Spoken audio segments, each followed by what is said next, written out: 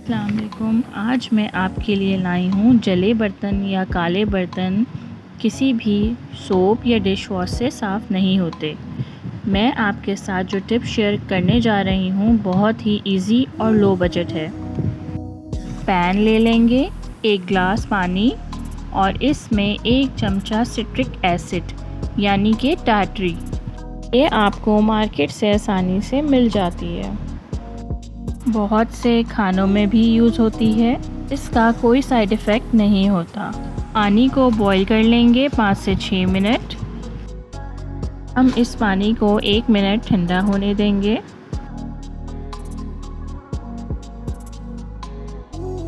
हम एक पैन लेंगे जिसे हमें साफ़ करना है। थोड़ा सा हम ये लिक्विड डाल देंगे, सिट्रिक एसिड टाटरी का जो हमने लिक्विड तैयार किया है। स्कॉच ब्राइट या कोई तार ले लेंगे।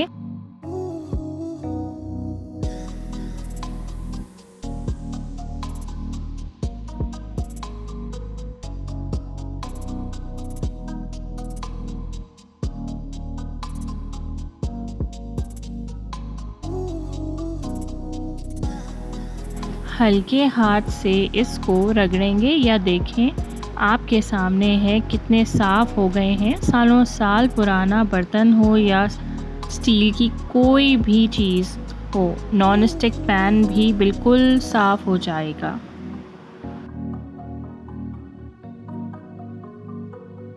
इसको आप लाज़मी ट्राई करिएगा और कमेंट बॉक्स में ज़रूर बताइएगा कि आपको ये रेमेडी कैसी लगी।